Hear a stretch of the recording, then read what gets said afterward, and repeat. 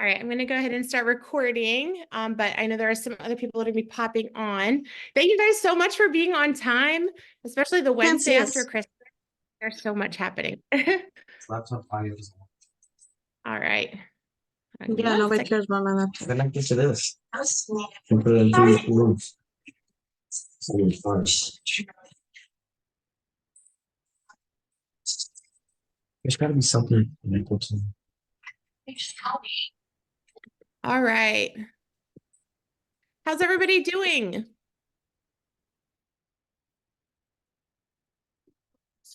Hello. Hi. You guys have a good Christmas? Oh yeah. Been very Good. busy. Oh, that's good. It's good. It's good to be busy, and at the same time, it's also nice to be able to kind of like relax a little bit too. I'm kind of glad it's over.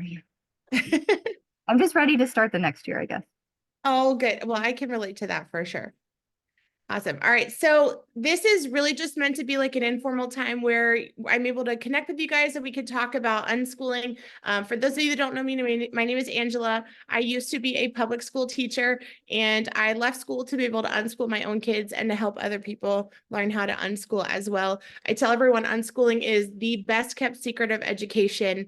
And I'm really glad to be able to share this with you guys and answer your questions because I know for most of us, we don't know, at least in my case, when I started, I didn't know anyone else who was doing this.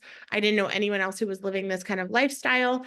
And it was all very new to me and I had 1,000,001 questions about it. So, anyway, so I'm glad that you guys are here. And if you have any questions at all, it's nice we kind of have a small group tonight. So you can just unmute yourself and ask away. Sorry, you can hear my kids in the back.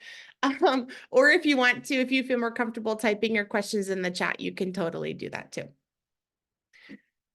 All right. So I see Tina already commented something in there. She said, thank you for doing this. About how long should we expect this to last? So the monthly Q&A usually lasts for an hour, but you're welcome to stay as long or as short as you need. And then if you have something more specific that we don't have time to kind of discuss or get through today, then you can always book like a one-on-one conference or consultation with me, and I'm more than happy to meet with you one-on-one if there's something specific that we aren't able to get to. But I try my best to answer as many questions as I can in 1 hour. And yeah, so I'm glad you guys are here. All right, so someone wants to kick us off. What questions do you have about unschooling? Actually, I have a question for you all. Have you all started homeschooling or have you started unschooling? Kind of where are you in this journey of unschooling or homeschooling? I would love to know. I currently homeschool. We've been homeschooling since 2019, 2020. Oh, awesome. And what state do you live in, Lisette? We're in Maryland. Oh, great. So you guys are close by. That's awesome. Which part of Yes. Maryland? In Laurel, Maryland. Very, very close. All right. So you're like 15 minutes from me. Small world. Yeah. Great. Well, I'm so glad you're here. So you've been homeschooling for a while. And then what is inspiring you to consider unschooling? Really, it was just I had a bit of an issue with the review of the county, and they started. I never had issues, and then I got a new lady, and she just kind of made it impossible and didn't understand the way that we did our homeschool and all that. So she didn't fail them, but not pass them, and said that we have to put them back in school and so forth. And that's not something that we were willing to do. Oh, no. Did you already register for our umbrella? Yeah, I actually registered for the PAX Academy. Oh, okay. Oh, perfect. Great. Even better. So they will leave you alone. Good. Awesome. That's great. Well, I'm glad that you're here, Lisa. All right. And I see Lorian said, my son is going to public school right now. He has ADD and ODD, and I'm having a hard time with the teachers and how they're handling everything. Oh, gosh, I could totally understand that. I used to be a special education teacher, and it is so hard, especially when you have a child with special needs. I wish that I could say that, all teachers really try to we really do try to do our best, but it really is hard because we have so many students in one classroom. And it's just, it's impossible for any teacher, even the best teacher in the world, to be able to meet the needs of the individual students that are in our classes as much as we try, simply for the dynamics of what what we're dealing with, right? Like, you know, if anyone had 30 individuals to try to deal with, it would be challenging. But I'm really sorry to hear that you're having a hard time with the teachers and that they're not doing right by him. And but I'm glad that you're here and thinking about some other options. So are you considering homeschooling or unschooling, or where are you in that kind of part of the process?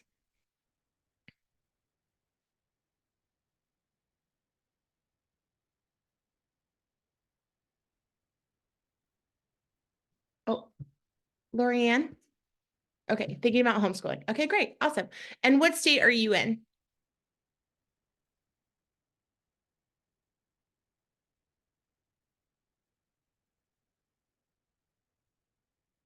Oh, no worries. No worries. You might hear my kids in the background too. Awesome. Okay. So yeah, California is actually one of the easiest states to homeschool in, which is really, really, really great. And we could talk about how to do that. So, all right, Tina says we're in Lisbeth and Hanover. We've been homeschooling all the year, but we need to fully embrace a life learning as we move forward with his learning at 14 years old. I love that. And I love the phrase life learning. So actually, for a long time, I like hated using the term unschooling because I felt like it just, I don't know, it just like freaked people out. They're like, unschooling, like you're not doing anything with your kids. And I'm like, no, we're not doing anything. It's just that our kids really are learning all the time. They're learning as they go through their life. And as things show up in the life or their skills, different skills that they need that show up in their life, then they have a reason to learn them. And so that's, I love the term life learning. So thank you for sharing that too. Sí, la reunión en español es el segundo miércoles del mes. Esta reunión es en inglés y el segundo miércoles del mes lo vamos a hacer en español. Yeah, so sorry for those of you that don't speak Spanish. So every second Wednesday of the month, we have these meetings in Spanish. And then on the last Wednesday of every month, I do them in English. So we could talk about that then. All right, so all right, does anyone have any specific questions that you would like to know about homeschooling or unschooling? I have a few questions. Awesome, go for it. So I've been homeschooling for a couple of years now. I have 3 kids. It's kindergarten, 2nd and 4th grade. So I'm trying to combine our learning, you know, and cater it towards each different learning level. Yeah, So I'm trying to find that happy medium of like how to get things to work for all the kids. And we've moved away from what would be traditional schooling, you know, even in a homeschooling setting, what that would look like. So I guess, how does that translate into homeschooling? Because like I said, we're moving away from that traditional thing. We're also homesteaders, so a lot of our learning happens outside and hands-on. So that's yeah, I'm wonderful. just trying to find that happy medium, I think. Yeah, I think one of the biggest things to consider, at least for me, my biggest question wasn't like first and foremost, how do I want to educate my kids? It was really asking myself, like, what kind of a parent do I want to be? And for me, in answering that question, like I came up with things of like, when I think about the kind of parent that I want to be a parent who treats my children with respect, with kindness, that I could model what it means to be resourceful, that I can show them what it means to work hard for something, to persevere when things get difficult, to set goals, to work towards those goals. I wanted to model also a life that's full of joy and peace and all of these other things that I wanted to see in myself and also see in our home. And I wanted to really have a loving, positive, connected relationship with my kids. And so in considering that question of like, how do I want to parent? How do I want my relationship with my children to be? The education flows out of that, but it truly is like coming back to that question. So when I started thinking about, okay, how do these principles of respect and autonomy and kindness and innovation and, you know, all of these kinds of things, how does that apply when it comes to their education? For me, the only thing that really fit was unschooling. And just to define unschooling for those who may not be familiar with that term, because I know some people might watch this back and not be familiar with that term, but unschooling in essence is life learning, as we kind of touched on a little bit. So it is, instead of me forcing my child to do X, Y, Z, instead I'm looking at the unique individual that God has given me and seeing what are their gifts, what are their talents, what are their passions, and then how can I support them in pursuing those things. And it is challenging when you have, more than one kid and they're in different levels and they're all probably, are they interested in different things? Uh, yes, they all have individual interests. So I try to find where those things intersect, definitely. Yeah. Yeah. And so, at times I'm sure that there are things that, one kid is interested in that maybe the others aren't like totally thrilled about. Um, but it is nice to be able to kind of find that balance, right? Where you're doing things together as a family that everyone's able to learn from, even if it's at their unique level. I'm trying to think of an example. So for example, like if we go on a field trip to Colonial Williamsburg, right? Like I really love history. I love learning about history. My kids love learning about history too. And of course, when we're at Colonial Williamsburg, like my son is totally interested in learning about like the military and the guns and the, the fighting and all of that. And like the toys that they would have played in that time, that's totally his thing. And my daughter is really, really fascinated with like cooking and she's really into that. So even though we're still learning about, like, we're learning about Colonial Williamsburg, we're learning about that time period, we're engaged in like real life, real world stuff, but they still have their unique interests even in that. So some of that is just like, hey, now we're going to go learn about the cooking because this is something your sister really enjoys. Or now we're going to go and see the battle that's going to be planned at 2 p.m. And we're going to do this because I know this is something that my son really is interested in or that he cares about. So, it can be challenging to kind of find that balance of like, how can I meet everyone's individual needs while at the same time, like also doing things together. And it's nice to know too, like they don't always have to do all the things together. Having a lot of times, like as a single mom, I'm not able to like be with them 24/7 so they could do all the things. So they do have times where they're, they play on their own and they have, my son will be very happily playing with his Legos and my daughter will be happily drawing in her sketchbook or playing Minecraft or whatever.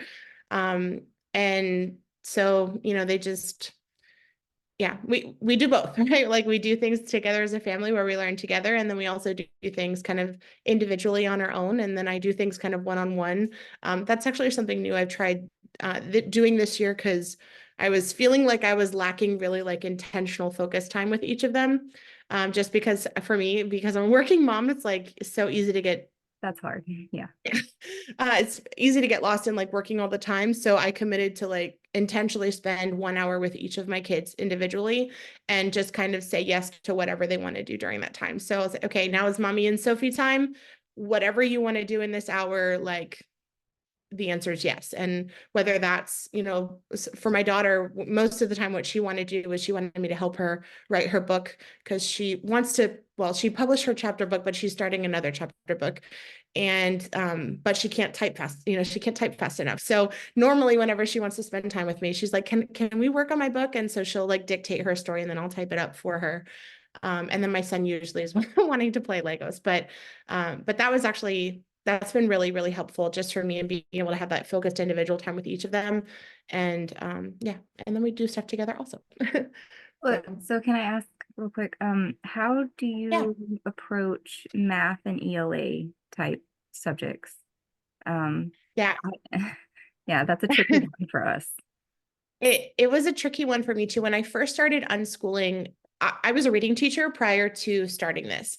And so when I started hearing all of these unschoolers say that they never taught their kids how to read, I was like, you are lying. Like, I was like, there's no way that you could just, like, there's no way that kids can just learn how to read without you teaching them. Like, you got to do like a phonics, lesson. Basically, I was like, was my whole career a lie? I did not think that it was possible for kids to just learn how to read on their own.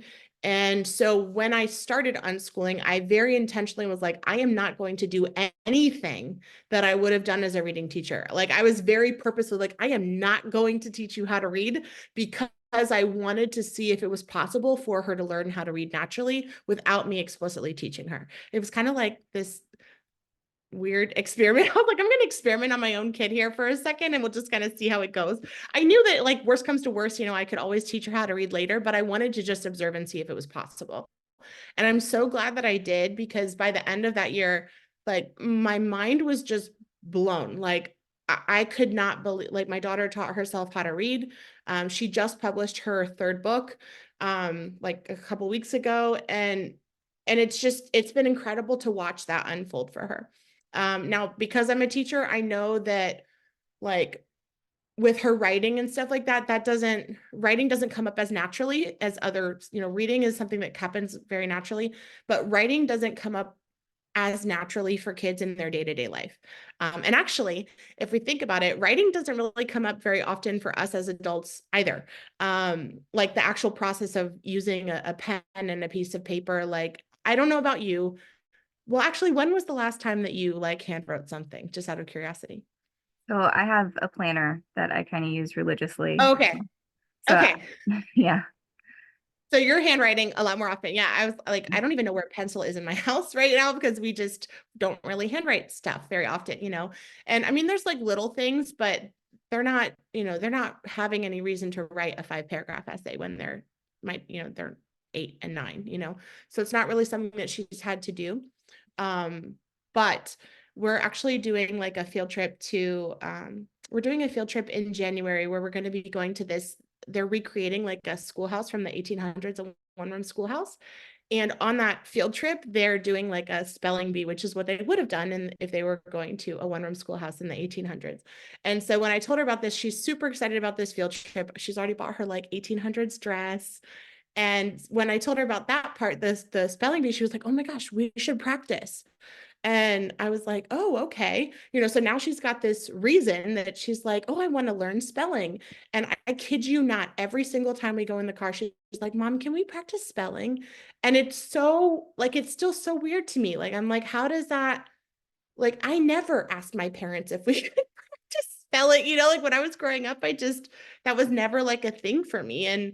And so, yeah, she would ask me all the time, can we practice spelling? And for Christmas, she asked for she wanted spelling games and like all this stuff. So we've gotten, you know, other games for spelling. And it's been surprising for me to see that even without having like explicit instructions in those things, like she's getting it and she's doing it. When it comes to math, that was the other thing that I was really nervous about because I I also was an Algebra 2 teacher. Actually, I taught special education for Algebra 2 because math was not my thing growing up. So I was the special education teacher in an Algebra 2 classroom. And ironically enough, I volunteered for that position because none of the other special education teachers felt like they could do Algebra 2. Which I was like, is that not like a red flag for anyone here that like you all have master's degrees and you don't feel comfortable to teach high school math? Like that should terrify you, right? Like, why are we making why are we making teenagers learn this if you can't do it and you're a successful human being with a master's degree, right? But that's a Yeah, conversation. practicality. Like, what's the application here? Yeah, zero. No one in real life is graphing quadratic functions. Like no one is doing this. Yeah, no one is out here writing geometry proofs, you know? We're just not using that. So the math piece was my other question because I could see how, yes, reading shows up in our real life. People are going to read, you know, eventually she's going to have more of a purpose for writing, whether it's texting or, you know, chatting with her friends or writing her books or whatever, like they're going to have a reason for writing. But I was like, algebra 2, like that's not going to show up, you know, in your normal life through osmosis. Like, how are they actually going to get this? And so I started interviewing families that have done unschooling because I was like, how does this work? Like, how do you actually learn math without being taught? And how do you just do this? And every single person that I interviewed, I would ask them that question. How did you learn how to read? How did you learn how to write? And how did you learn math to be able to go to college? And every single person that I asked them, how long did it take you to learn all of the math that you needed from kindergarten through 12th grade to be able to qualify and get into college? Every single one of them said, we never studied math at all. We never took a math class, never did a math workbook, never did a math worksheet until we were ready to go to college and we had a reason to learn it. And we studied and we learned it in 6 months or less, every single person. The shortest time frame that it took someone to study all of the math that they needed was 2 weeks. That was the shortest answer I got. And so the more that I started having these conversations with other unschoolers, it was just like, okay, so I can fight my child to do math for the next 13 years and sit down and force them to do math facts and force them to do, algebra and force them to do fractions on this boring worksheet and force them to follow this curriculum. I could do that for the next 13 years. Or I could let them enjoy their life and pick up the math that they need as they're going about their life. And then when they're ready to go to college, they're going to have a reason to learn it. And then they're going to learn it quickly and they're going to learn it well. And so it's like, what would I rather do? What would I rather do? Not only for myself, but also for my kids, right? Like if I want my kids to develop a love of math, that's not going to come from me forcing them to do it for 13 years and having it be miserable and difficult and challenging. And the other thing that I noticed too, as a teacher, I remember I was homeschooling a girl in 8th grade, and on her curriculum for the 8th grade math that she had to do, I kid you not, the assignment that I was tutoring her in 8th grade math was the exact same math lesson that I was teaching to my 12th grade Algebra 2 students. The same lesson. Like, and I was like, this is crazy. And when I went back and I was looking, because I was like, I feel like I've done this before also.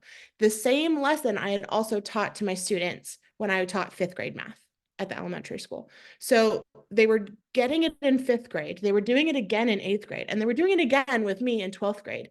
And I just kept thinking, like, why are we having to repeat these same skills over and over and over and over and over again? And it's like, well, of course we have to repeat it a million years over and over and over again because no one's using this in their real life. Do you know what I mean? Like, I don't have to repeat counting a million times to my kids because counting shows up in their real life, so they do it. I don't have to repeat adding a million times in our life because it shows up in their real life and they do it. It's not, but all this other stuff that like they're not using, why would I waste their time forcing them to learn it when I could just relax and they could relax and enjoy their life? And then when they have a purpose to learn it, they're going to learn it quickly and they're going to learn it well. I don't know. What do you makes think? a lot of sense. Yeah. I don't know. So, but I get it though. The reading and the math was it. Oh gosh, those were two very scary things for me to consider when I started thinking about unschooling, because you feel the weight of like, oh my gosh, what if they're not prepared for college, or what if they're not prepared for a job, or I haven't done a good job in teaching them all these things that they need. And It's yeah. also really scary looking at the scope and sequences for the different grade levels. And Mhm. like in 4th grade, they need to be able to edit a paragraph. Mhm. And I'm like, why would a 10-year-old be editing anything? Like, why? Yeah, school is, they have to teach them things in a particular way because that's the only way that they can learn within that system. Do you know what I mean? Like I was talking to someone about this the other day because they were like, why are we forcing 5-year-olds to have to master these sight words and, reading all this stuff? Like not everyone learns how to read when they're 5. And in fact, the natural age for a child to learn how to read is typically around 8 years old. That's why in a lot of countries, kids don't even go to school until they're 7 or 8 years old. Like there's not this, push and this pressure on kids of like, you have to read when you're 5. And if you don't, you're behind, right? Behind what? I don't know.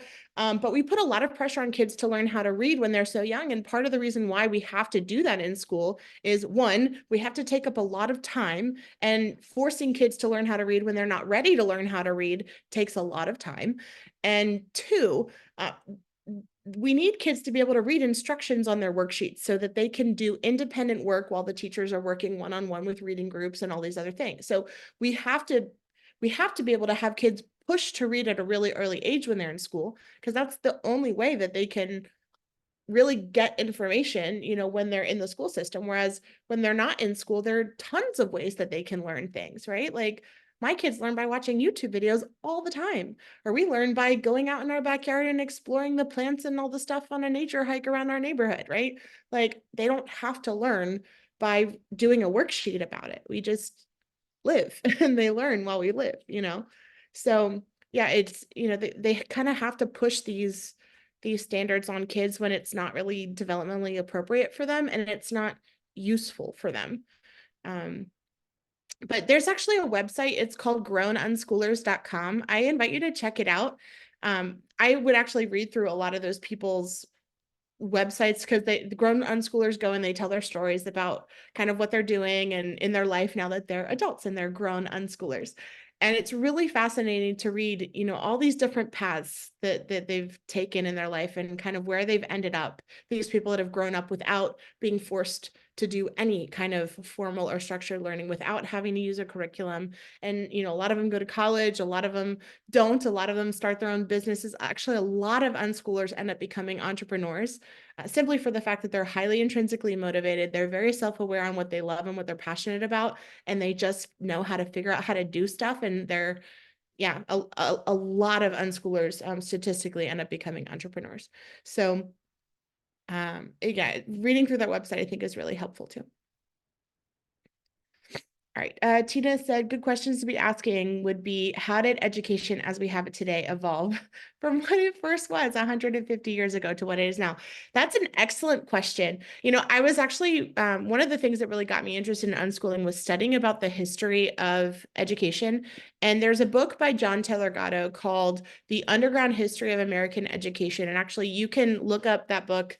I'll see if I can find the link and I'll send it to you guys, but they have a free PDF of it available online. You could just look up Underground History of American Education and John Taylor Gatto and free PDF, and it should pop up on your Google search.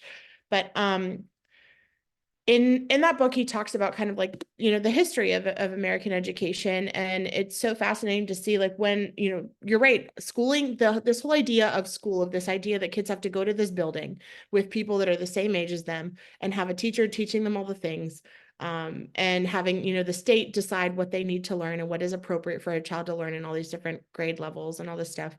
It really is only 150 years old. So like in the scope of humanity, the idea of schooling is a relatively new experiment, I would say. It's something very new. And when they first started implementing schools, the parents were furious. Like none of the parents wanted their kids to be in school, none of them. And when I was reading what they were proposing at the time, what they were wanting to force parents to do was they wanted to force their kids to go to school for 13 weeks out of an entire year. 13 weeks. That's it. 13 weeks. And the parents were like, heck no, we're not doing this. And then I look at it, and when they would go, it was 13 weeks and it was about 4 hours a day. Like it was nothing compared to what children are doing now. Now, children, I mean, 14 weeks is like a quarter, you know, they're going in school for like 2 or 3 times that amount, right? And they're going to school for a much longer period of time. And then we're sending them home with homework, which is taking up even more time in their day. Exactly. Yeah. We're preparing them for this school career of, you know, they're just going to work and the whole idea of it, right? Like, I'm going to go to this building. I'm going to be grouped with these other people that happen to be born the same year as me, even though all of us are unique human beings with different passions and interests and skills and ability levels and all these kinds of stuff. And I need an adult to tell me what I need to learn for my unique life and my unique career. Like, that whole idea sounds completely ludicrous to me now, especially when we have access to the technology that we do nowadays. There's never been a better time to unschool than right now. Like, I understand back in the day, it was like, okay, teachers had this special knowledge, you know, an expert in math, you know, where else are you going to go to learn algebra 2? You got to have a teacher, but that's not necessary now. And I guarantee you, even your child's math teacher is going to a YouTube video for their instruction also, you know, so they're playing YouTube videos in their classrooms. So they could be the most brilliant math mind in the world, but they're still using technology like YouTube videos, Khan Academy, you know, reading A to Z, like all of this technology that teachers are using in their classrooms. You have access to that same technology at home. Like, there's nothing that your kids have to miss. In that sense, like there's nothing that they would be lacking. Anything that they could possibly want to learn, they literally have access to learn it from the computer that you have in your hand, right? So yeah. Tina said, education become like it is today after the labor laws changed for children changed and they needed to do something with the children. Yeah. Yep. That was another key piece too. They didn't want to have children be working, and so they needed somewhere for the kids to be. Um, yeah. And then now it's just kind of, we've just accepted that this is where kids need to be. And we've accepted this idea that the best place for a child to be is in this environment where they're told what to do, how to do it from the moment that they get up until the moment that they go to bed. And I don't think that's true. I don't think that's true. I think that kids deserve a lot more than that. And when we think about what is valuable in our society today, it's not that. It's not the ability to sit down and shut up and follow directions. What is valuable and in our society today is how much a child can think outside the box, and can they be creative, and can they work hard, and can they, dream and envision and imagine, all of these skills that we really do just kind of crush within the school system. Yeah, it really is a very different philosophy and approach to life. Yeah, these are excellent questions. I appreciate you guys talking about this. Any other questions about unschooling? How does grading work with unschooling? Yeah. So as unschoolers, we're legally considered homeschoolers. Unless you're in PAX Academy, then you are legally considered a private school student, which is pretty cool. But the way that grades work, there are a couple different ways that you can do grades. And actually, I just made a YouTube video talking all about grades and how that works as unschoolers. So I would definitely invite, actually, let me pull it up and I'll drop it in the chat real quick. Hold on. Give me 1 second.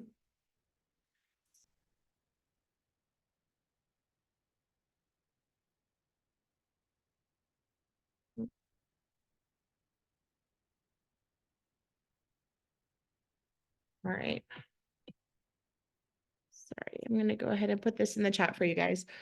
So I just made this video about grades. I would highly encourage you to go back and watch it. But basically, to summarize, the way that it works is you as the parent really have the freedom to choose how you want to do grades. So for students that are at PAX Academy, we give you the opportunity to earn credits in whatever way you desire. So there are 3 different ways that students can earn credits when they get to college. And at PAX Academy, we offer you the same 3 ways that they can earn those credits, whether they're in kindergarten or 5th grade or 12th grade or whatever. So from kindergarten through 12th grade, they can earn credits the same way that they would if they were in college. Those 3 ways are, number 1, they could take a class. That's kind of like the most traditional way. And this is the way that most of us are used to, where we have, a curriculum and a teacher and someone's teaching us something, or we're following a guide or a scope and sequence, and we learn the material and we take tests and quizzes. And in that case, it's very easy to get a grade, right? Like you take a class and then they'll give you a grade and then that's it. The second way that you can earn credits through PAX Academy is by taking a test. And at the high school level, the 2 tests that are kind of like the most popular are, you could do an AP test, which stands for Advanced Placement Test, or you could do something called a CLEP test. A CLEP test stands for College Level Examination Program, I believe. And so the AP test is something that you would have to register to take at your local high school, but even as homeschoolers, you can register at your local high school and have them take that test. Or the CLEP test, you can actually do that in your own home, which is really nice. But with both of those tests, basically, they're learning the content, and rather than taking a class for 10 months of their life, instead, they're going to study, take a test, and if they pass it, then they'll earn all of the credits that they would have if they would have taken the class over the course of an entire year. And this is actually what I did. So I took AP tests for math, for English, for social studies, for science, and I actually took them for Spanish as well. And just for passing the Spanish test alone, I got 12 college credits from one 90-minute test. 12 college credits is an entire semester of school that I took in 90 minutes. So taking AP or college tests is a great way to do that. And then if you want to put that on your transcript, you can either give yourself like the actual grade that you got on the test if you know, or you can just do like a pass fail and then give yourself the credit for that too. So that's another way that you could do it. And then the third way that you can earn credits through PAX Academy is also what we call taking your time, or using your life experience and converting that into credit.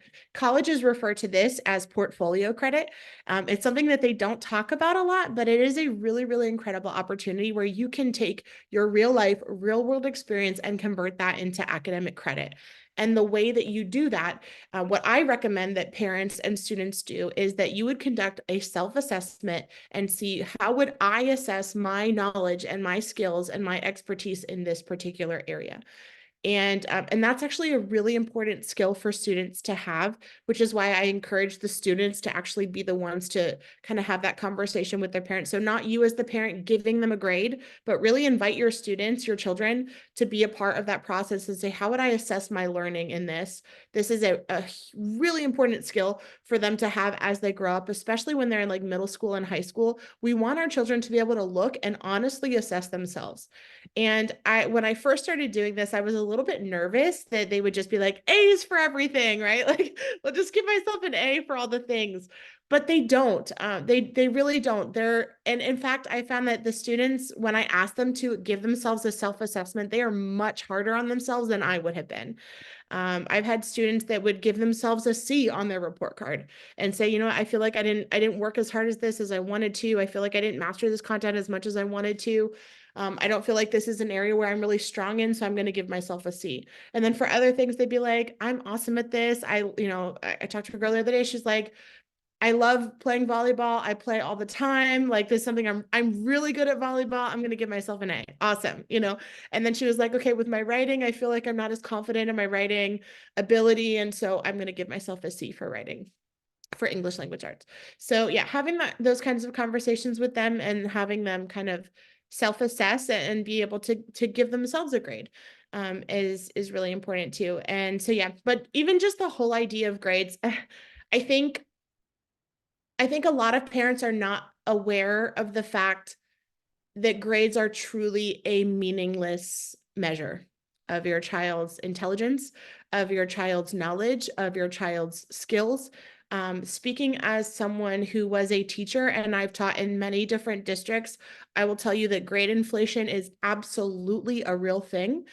When I taught in public school, we were not allowed to give a student less than a 50% on any assignment, which meant that as long as they wrote their name on the assignment, even if they didn't answer any of the questions, we had to give them a 50% just for writing their name, even if they got everything wrong or didn't even try to do any of the work. Another thing is that we would often give students completion credit, right? So for homework, they were often graded just on, did you do it or did you not?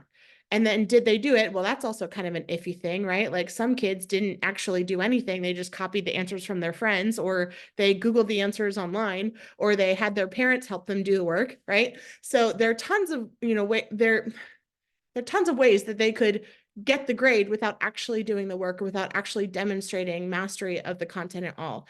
And so even the whole idea of grades within the school system is not an accurate measure or reflection at all of what your kids know or what they can do. And colleges know that too. Like, colleges know that schools routinely inflate grades, or they'll give, bonus points, or they'll have these 50% rules, or they'll shift the grading scale so that they can, bump their students' averages up and things like that. So it's, yeah, the grades are not as rigorous or an honest reflection as what a lot of parents might think.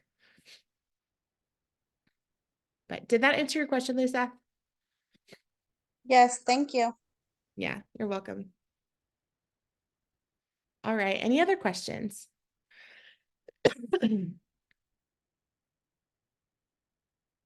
Oh, Samantha, are you talking? Sorry, Sorry. I hit the button twice. No worries. I have a question about kind of projecting our learning path, or just long-term planning of things we want to learn, because we can't get to it all immediately. And I like to have some structure sometimes, or kind of plan out our activities and the scope of what we're learning. And I had seen a couple of things on, especially for homeschoolers, kind of having like a roadmap of learning all the way up to 12th grade, or, wherever you stop. And I really like that idea. Just for myself, it would be helpful to have some idea of where we're going and our goals. So I guess, where could that fall in unschooling? And do you have anything that you do like that? That's a really good question. I think there's definitely something to be said about having goals and working towards those goals. I definitely do involve my children in the process of talking about what our year is going to look like. So I wrote a book called The Wonderful World of Peaceful World Schooling, and in there I have like worksheets. It's a free ebook. You can download it from our website. But in there I have worksheets that kind of show what you can use as you're planning this out and having these conversations with your kids. But we talk about like, what is an activity that you would like to learn? And then we do what in school they call backwards planning, right? So like if you want to learn how to play the piano, right? Like what are the steps that you would have to take in order to get that? How do you actually want to learn how to play the piano? Do you want to use, what resources do you need? What people do you need, to help you in this path? Like how much time do you want to devote to this, and kind of having them choose that, so it's not like me deciding like, you're gonna learn piano now, but it really is like, okay, what are your goals? What are, what is an activity that you would like to learn? What is a place that you want to visit or your place that you would like to go? And then we have another one too. An activity you want to learn. Oh, a skill that you would like to acquire. My So kid wants to be a blacksmith, so. Oh, that's amazing. Yeah. So even thinking about that, like, okay, you want to be a blacksmith. Let's talk about what are the steps that you would need to take in order to be able to get there. I think that having a roadmap like from kindergarten through 12th grade is like a little too much, because a lot of changes happen from kindergarten through 12th grade. There's a lot of stuff that changes, but I do think that kind of planning more what I would call long-term, like planning out for the next year. And then usually when students get to high school, I recommend that they book. So I do college and career consulting also. And that's something that I recommend that students book a college and career consultation, usually when they get in 9th grade, because sometimes when you have these conversations with your parents, sometimes it can feel a little bit intimidating for kids. Like they feel a lot of pressure when their parents are like, what are your plans for after college, or what are your plans for after high school? What are you going to do with your life? So some kids don't really have those conversations very well with their parents. And so sometimes it helps to have a third person kind of come in and talk with them and say, okay, what are the things that you're interested in? What are the skills that you have? I have a worksheet also where we talk about our ikigai, which have you heard of ikigai before? Okay, let me show you that. Hold on. Ikigai. Okay, don't laugh when you look at my my computer screen, because this is how my brain works with a million tabs open all the time. Okay, here we go. So ikigai is a Japanese concept, and so I created a worksheet that talks about this. So if you're in PAX Academy, you have access to this worksheet. It's in there. But this is kind of like the picture and idea that goes with it. But here we talk about ikigai. This is what they call their reason for being. And so this is kind of what we want our kids to discover for themselves. We want them to discover their ikigai. We want them to figure out what is their reason for being. And so when we look at this, the ikigai is the center of all of these things. So we're asking and trying to figure out, what am I good at? What are things that I love? What are things that the world needs? And then what is something that I could be paid for? And the sweet spot where all 4 of those things comes together, that's your ikigai. And so, there are things that maybe we're good at and I could be paid for, but if it's not something that the world needs or something that I love, it's like missing a piece, right? And so, yeah, so we've got kind of all these things here that we can think about. And so finding your ikigai is finding that sweet spot where those 4 things connect, where I can figure out, this is what I'm good at. This is what I love. This is something that the world needs. And this is something that I could be paid to do. And so helping our kids kind of figure that out is a really important, part of them. And even for us as parents, like I challenge parents all the time, this isn't just for our kids, right? Like you as a mom, what is your ikigai? I feel like this could apply to a family as well. I love it. Yeah, absolutely. And I love that idea. I hadn't thought about that before. Like looking at as a family unit, what is our ikigai as a family? That's really beautiful. I hadn't thought about that. Yeah. So this is something that we talk about when I do college and career consulting with students, and we talk about, and it's great. Like it's so wonderful to talk with young people and have them express these things for themselves, like they're, especially teenagers. I feel like so much of teenagers, especially when they've been schooled, the majority of the conversations that they're having with the adults in their life are about the things that they're terrible at, right? Like, oh, you are not doing a good job of cleaning your room. Your grades are terrible. You're not doing this. You're not doing that. Like, So much of our conversations with teenagers in particular are just negative.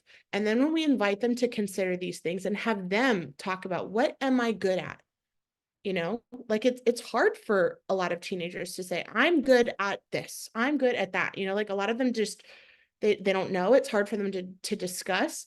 But really giving them that space where they can talk about this. What do you really love? Like, what do you really, really love? What is your passion?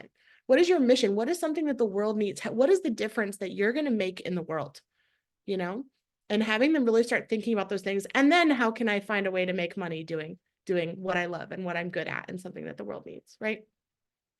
So yeah, so this is a great thing to do. So I recommend that kids do college and career consulting in 9th grade. And then at that point, we normally do a 4-year plan. So we'll do kind of, and again, this is not like a set in stone kind of a plan, but this is more like that roadmap that you were talking about. All right, now I'm in 9th grade. I have a better idea of what I'm interested in, kind of where I want to head with my life. We talk about their options for after they graduate from high school. And then we kind of do that backwards planning. Okay, so if you know that you want to go to college and study to become a medical doctor, what are you going to have to do now to be able to get there? You know, and then that's where a lot of that, the unschooling really comes to light, because they're choosing. They're like, okay, I want to do this. I want to get here. And I know that in order for me to get to XYZ, I have to do ABC. And so then they start kind of setting those goals, and you know, you invite yourself, hey, how much accountability do you want with this? You know, I've had people that would set up like weekly meetings with me because they wanted their teenager wanted weekly accountability for something.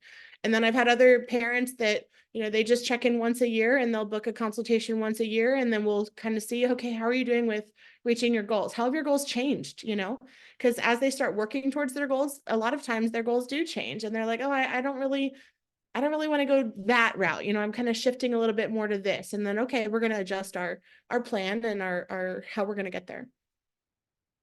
But that's a great question. All right, so let me see here. Yes, I do have a worksheet for that kind of planning. Let me see. I can send you, so that's in the Peaceful World Schoolers book. It's called The Wonderful World of Peaceful World Schooling.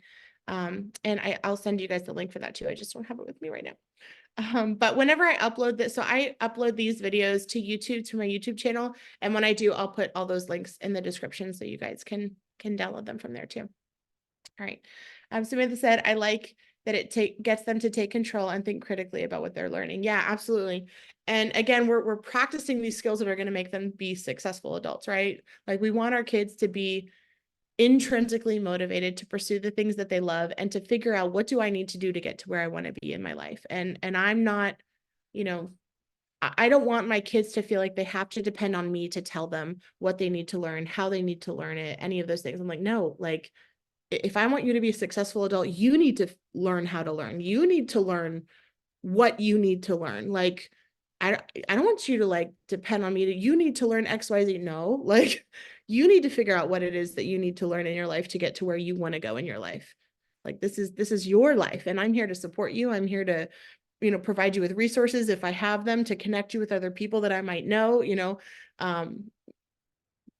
But ultimately, we want them to start taking responsibility for their life and for their learning. Yeah, great questions.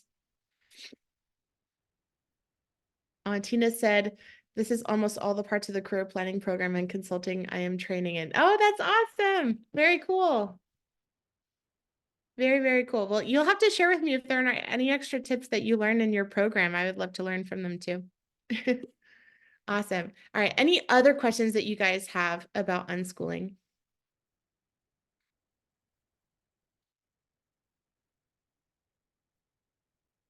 No? I feel like we talked about a lot of really deep stuff today. No other questions? How can you connect with me outside of here? Awesome. So I know that there are a couple people that are in here that are from Maryland. Well, okay, how you can connect with me personally. Number one, please come back to these Zooms. I love getting to see your faces. It's so nice and like talking with you all and checking in. And sometimes we'll have people come that have already been like, they've just started unschooling. And so it's really cool for, those of you that are, hey, Tina, for those of you that are like kind of starting this process to kind of share your experience along the way. So yeah, coming back on here would be great. I also do, I'm on TikTok, I'm on Instagram, I'm on Facebook. If you live in Maryland, I actually run a homeschool umbrella here in the state of Maryland, and we are an unschool friendly umbrella. Which means that if you are in Maryland, you can come and homeschool through our umbrella and you won't have to do any kind of portfolio review or anything like that. Super nice. And we also do field trips every Friday. So that's kind of like my planning, Samantha. I like to plan also. And so we plan field trip Fridays. So every Friday we're out in the community and we're traveling to different places and doing all kinds of different things. And I actually invite my kids to help be a part of planning those field trips. So I ask them like, hey, what are the field trips that you guys want to do this year? And then they mention places that they like, and then I'll research and find, other cool things too that are related to whatever they're interested in at that time. And yeah, so we do that. The homeschool umbrella Peaceful World Schoolers is only for families that are in Maryland, but I also run PAX Academy, which is a private school for unschoolers. So when you register for PAX Academy, that applies to anyone. We take students from all 50 states, and actually in most countries around the world as well, you can enroll with PAX Academy.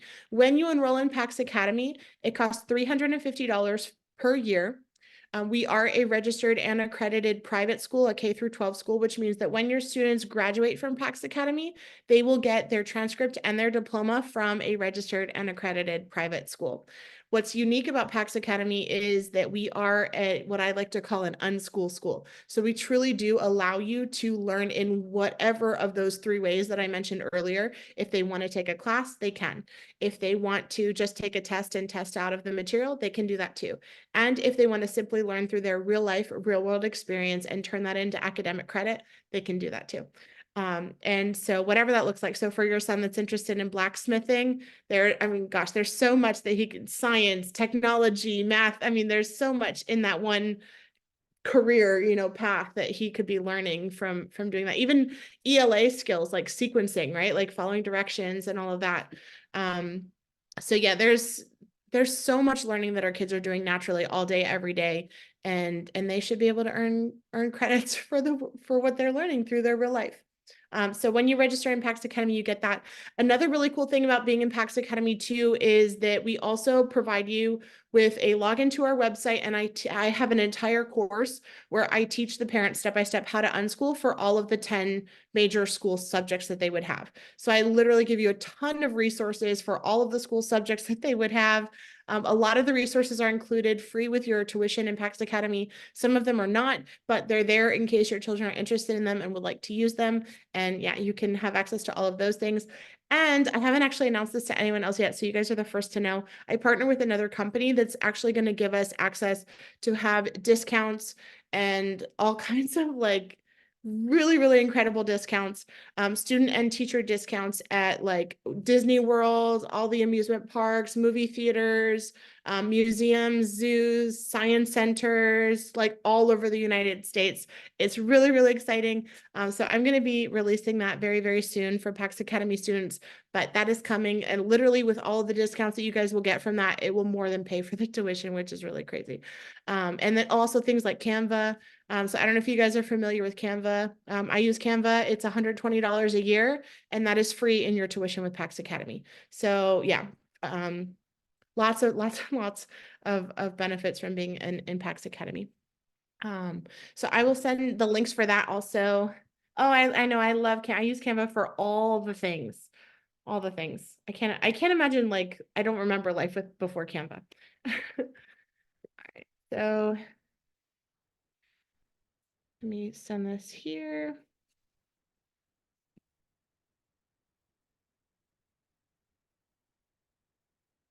All right, so this is the link for the Peaceful World Schoolers umbrella. So if you are in Maryland and you would like to join our umbrella, you are welcome to. That umbrella costs $100 per family per year, and it is a blessing. It is a blessing. This is the website for PAX Academy. And again, if you are anywhere else in the world, even in Maryland too, but you're welcome to register in PAX Academy. The nice thing, again, when you register in PAX Academy is that you are legally considered a private school in most states, a private school student in most states, which means that your kids would not have to do any of the like required state testing or any of that other portfolios, none of that other stuff. Excuse me, when they're in PAX Academy. Would you offer a Canvas class or private classes for students? So I do offer private tutoring. If your students need that, I can send you the link for that.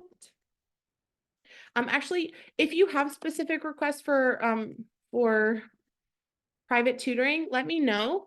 I do offer discounts for PAX Academy students when it comes to my consulting fees and for tutoring as well. So if you're a PAX Academy student, you do get a discount.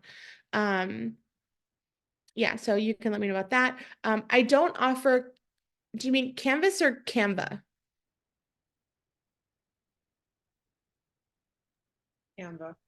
Canva, okay. All right. No, actually, I don't offer Canva classes. I have been working recently on offering a book publishing class because I think that it is really cool for kids to write and publish their own books. So I'm thinking about offering an additional course on that that will teach students how to write and publish their own books. But if there's a need for a Canva class, I would totally be up for teaching students how to use it. There are tons of YouTube videos that are already made out there too, where you can learn how to do all kinds of really cool stuff on Canva. But I use Canva for all the things. I've published books through there, social media stuff, videos, my intro to my podcast, all kinds of stuff. Oh my gosh, yes! If your son wrote a book, what did he write his book about?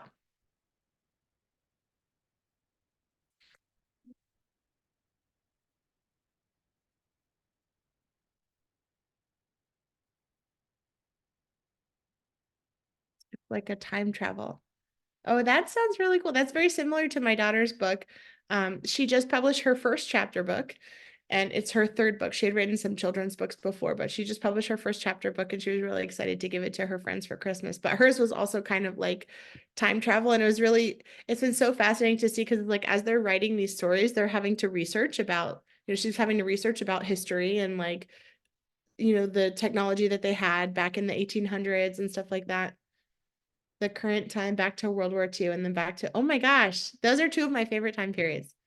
That's super cool. Well, I would love to help him if he's interested in publishing his book. I'd love to help him do that. I also do book editing on the side.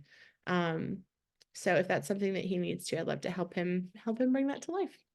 And then, and this is my cell phone number also. If you guys have any questions, feel free to text or call. You can also go onto the PAX Academy website if you would like to like book a time to call. And that's a little bit easier for me that, people can book a 15-minute call with me and then that way I can have it on my calendar. But if you have something quick and you want to like text me about it, feel free to text as well. All right, Kira said, I was a little late joining, but I have a question. Awesome, we'll go ahead and take this one. If you don't use a curriculum, how do you pass the requirements for the state? I currently live in Maryland too. Awesome. Okay, so I didn't even show this to you guys today. So let me go ahead and share my screen again. All right, so when you're looking for the requirements of your state, I know that you're asking for Maryland, but it's going to be different. Every state has different requirements. So I recommend going to the HSLDA website. This website here, I will drop it in the chat. And on this website, you can click on your state and see what the requirements are for your state. As you can see, Maryland, where I live, is this light blue state, which I'm so thankful that we're a light blue state. So here, these are our requirements. All right, so in Maryland, we have 4 different options for homeschooling. School ages is from 5 to 18. They do require notification here. You don't have to have any kind of teacher qualifications. They do have state mandated subjects. And the important thing to notice here is that they say state mandated subjects. They don't say classes. And that's a really important distinction. A lot of parents are like, oh my gosh, but I have to teach math and science and social studies and all these things. And it's like, you don't have to teach a class, you have to teach the subject. And so the way that you teach the subject is entirely up to you as a homeschooling parent. So for example, when we look at the state mandated subjects, let me show you here, hold on. Okay, so the portfolio option, I don't recommend at all if you are in Maryland. This is a terrible option. But these are the state required subjects. So in Maryland, the required subjects are math, English, social studies, science, art, music, health, and physical education. Now, again, the way that you teach these subjects is entirely up to you. You are free to choose how you would like to teach these subjects. Okay. So for example, with math, you think about how does math show up in your kids' real life, real world experience? I know for my kids, actually, I'm not going to answer this question. I'll let you answer it. How does math show up in your real life, real world, Kira? And you can feel free to unmute.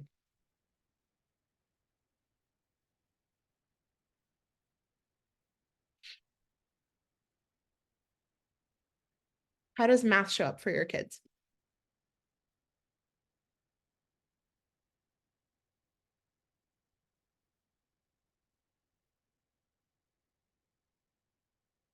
Yep, Tina said shopping, cooking, shopping at the grocery store, taxes on purchases. Yep, calculating discounts in your head, right?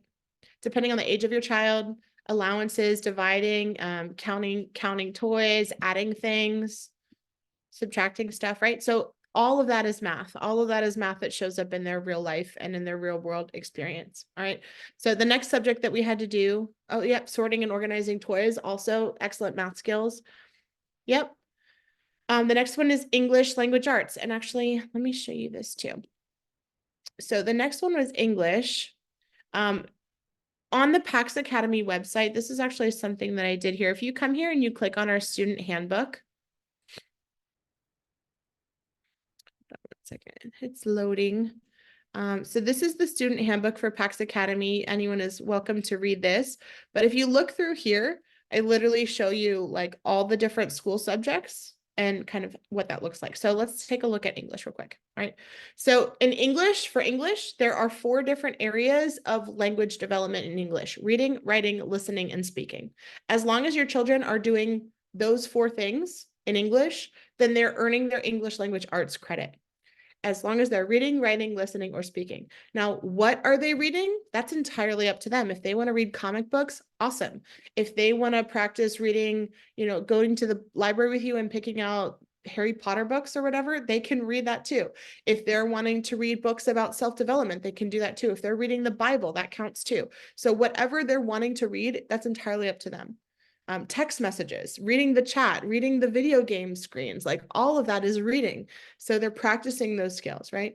Writing, again, thinking all the different ways that writing would show up in their real life or real world experience, writing Christmas cards or writing birthday cards, writing thank you notes to people, writing the list of foods for the grocery store.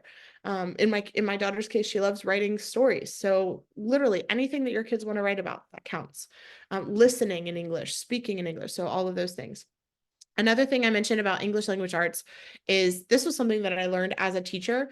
There are literally only 8 skills that kids learn from kindergarten through 12th grade. I had no idea. When I started teaching, when I started teaching at the elementary school level, I was placed with the 6th grade math or 6th grade English teacher. And I asked her to tell me what the standards were. And she laughed at me and she was like, they're the same. And I was like, what do you mean they're I was like, no, I was teaching kindergarten and 1st grade before. I want to know the standards for 6th grade. And she was like, yeah, they're the same. And I was like, there's no way that they're the same. Like, I want the ones for 6th grade. Like, tell me the standards for 6th grade. And she was like, we do the same 8 skills from kindergarten through 12th grade. That's it. Like, there's 8 standards. That's all. And I was like, what do you mean? I mean, I was so shocked, but I went back and I looked up all of the scope and sequences, all of the standards from kindergarten through 12th grade. And sure enough, she was not lying. They literally teach 8 things over and over and over and over from kindergarten through 12th grade in English. That's it. So these are the 8 English language skills: main idea and details, summarizing, cause and effect, comparing and contrasting, sequencing, text features, making predictions, and inferencing. Inferencing is a pretty difficult skill. Most kids aren't able to do that skill, like their brains haven't developed enough to do that skill till around 4th grade. But yeah, this is it. This is English. As long as your kids are doing this, comparing and contrasting things, summarizing things, figuring out the cause and effect of stuff, making predictions about something, sequencing, that's just following an order. So if they're cooking and doing a recipe, that's sequencing. Yeah, that's it. So that's English language arts. Then the next page is math. Same thing with math. You know, we get overwhelmed thinking like, oh my gosh, how am I going to teach my kid all the math that they need to know? Well, surprise, there are only 5 branches of math. That's it. All of the math that your kids do from kindergarten through 12th grade is made up of 5 things: arithmetic, algebra, geometry, trigonometry, and statistics. That's it. That's all. So this is it. And anytime that they're doing any of these things, they're doing math. If they're looking at charts, looking at graphs, playing around with triangles, thinking about angles, talking about sizes, looking at 2D or 3D shapes, dealing with those, talking about points, area, volume, calculating functions here, addition, subtraction, money, time, all of this is math that they're doing in their real life. All right. Same thing with biology. There are only 3 branches of biology from kindergarten through 12th grade. That's all they do. 3 things: biology, chemistry, and physics. Biology is the study of life. Chemistry is the study of matter, and physics is the study of energy. And anything that they could possibly do falls into those 3 things. So I actually went through and broke all of these down here. Biology. These are all the different examples of ways that your kids could learn biology. Is your kid passionate about animals? Congratulations. That's zoology. Right? We have backyard chickens. So backyard chickens is ornithology. Ornithology is the study of birds. So there we go. Have our backyard chickens and they get to learn through that. Chemistry.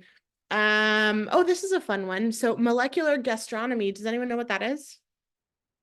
Just out of curiosity. Anyone know what that is? Oh, Tina, I just saw your question if they're listening to audibles or watching a movie. Yep, all that counts. So actually, I included this in at the end of this our handbook. I have a list of like a bunch of different classes that they could take, or like class titles, and they're examples of class titles that were actually taken from our local public school system here in Montgomery County, Maryland. And one of the titles for an English class is called Literature Through Film. And in that class, the students, like the whole class is about students watching movies that were based on books. Wild, right? So yeah, so that's an English class. Molecular gastronomy is actually not stars. Molecular gastronomy is cooking. It's the science of cooking. But molecular gastronomy sounds so much cooler, right? So yeah, if your kids are cooking, congratulations, they're learning chemistry, also known as molecular gastronomy. Oh yes, yeah, the G is important. Yeah, molecular gastronomy. Astronomy, which you mentioned, is physics here, astronomy. And astronomy falls under physics. Acoustics, right? The study of sound. If they're listening to music and learning about different things about music and things like that, that's acoustics. Optics, the study of light. Electromagnetism. My son loves dealing with like magnets and all these kinds of things. So all of this is physics and math or science that shows up in our like daily life all the time. All right, we can keep going. Oop, went too far. Hold on. Oh, these are the courses that I was telling you guys about. Hold on. Okay, so here we go. Next one. So social studies. So I call them the 3 E's of social studies. This is how we learn social studies. We expose them. So how do we expose our kids to social studies concepts? We introduce them to books, to movies, documentaries, all those kinds of things. We expose them to these things. Then as we expose them to different things that are related to history, then we give them the opportunity to explore those topics that interest them.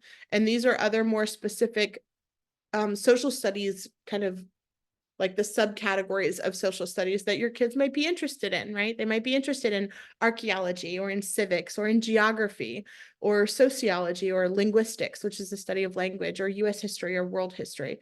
Whatever your kids are interested in, they can learn about that, right? So we give them opportunities. And then the last but not least, we want to experience. One of the best ways for our kids to learn about history is to experience it.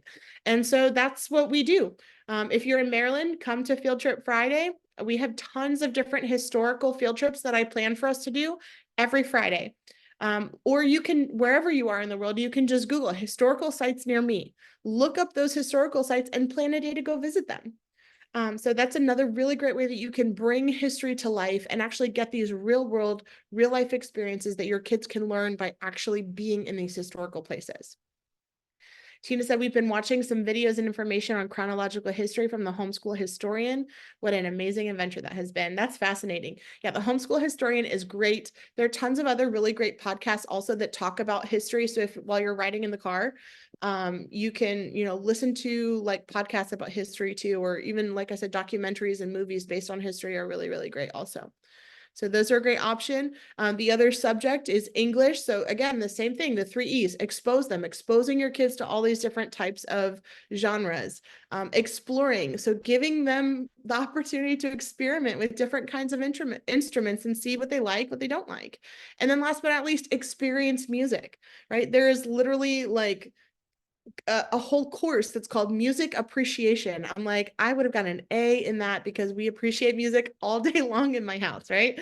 So if your kids are listening to music and appreciating music, they're earning a music credit. So going to live concerts and events, dancing in your house like no one's watching, right? Singing karaoke, we just got a karaoke machine. So we're excited to be doing that. Any of these kinds of things are ways that they could earn a music credit. Health, again, 8 dimensions of health and wellness. Anytime that you are if you are existing with your kids, you are talking to them about health at some point, whether that be like the physical health of like their food and what you guys are eating or exercise. I talk with my kids all the time about emotional health, how to deal with our emotions in healthy ways, financial health, talking about how we manage our finances as a family, all these kinds of things, spiritual health, right? Social health, interacting with other people in ways that are healthy, environmental health, taking care of our environment. So all of these things are different aspects of health, and this stuff just comes up naturally. You don't have to take a course or do a boring worksheet to learn about health, right? Another one is art. So same thing from kindergarten through 12th grade. There are only 2 branches of art. They're either visual arts or performing arts. And I mean, look at all of these incredible arts things that your kids can learn how to do. All of these things. And of course, not every kid is going to be interested in all the same things. So give them the opportunity to explore a bunch of different things and figure out what art things they love and what they enjoy, right? It could be animation. It could be calligraphy. It could be crafts. It could be digital art. It could be painting. It could be knitting. It could be landscaping even as an art. Martial arts, doing magic tricks, theater, dancing, painting, coloring. I mean, any of these things count as an art credit. So whatever they're doing in life that is creative, photography, even if they love taking pictures or doing videos, that all of that counts. Physical education, same thing. Look, these are just 80. This is not an all-inclusive list, but these are 80 different things that your kids can do to earn a physical education credit. All of this stuff. Tons and tons of different things. And a lot of this stuff your kids can do completely for free. There in a lot of states, kids can actually participate in the sports at their local high schools. So you can ask. In Maryland, they won't let you do that, unfortunately, but I think they are working to change some of those laws so that homeschoolers can participate in school sports. But in a lot of states, they can participate, right alongside the other public school students in any of like the school sports that they have. And you can always look up different sports in your area, or you can even start something yourself if that's something your kids are interested in. When we talk about world languages, this is something I'm really passionate about. I'm a certified Spanish teacher, and I love talking about learning languages. So same thing, the 3 E's of learning a language: expose, explore, and experience. All right, so this is how we learn. And last but not least, we've got technology. All right, so technology is, again, this is one of the most important things that we can teach our kids. These are all the 60 different ways that your kids can learn technology. They could pick any area of technology that interests them and have them go at it, right? All right, so that is the end of that, but I hope that was helpful. Oh gosh, and I went over my time.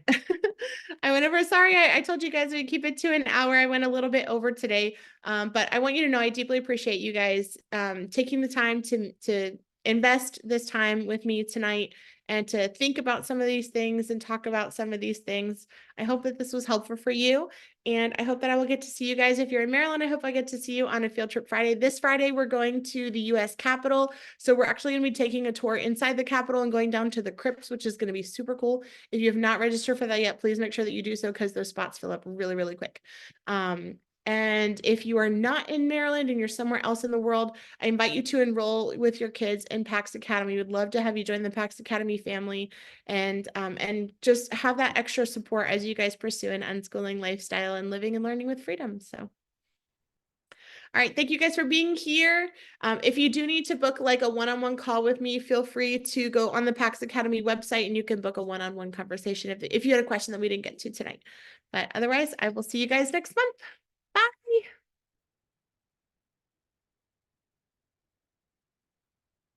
Bye.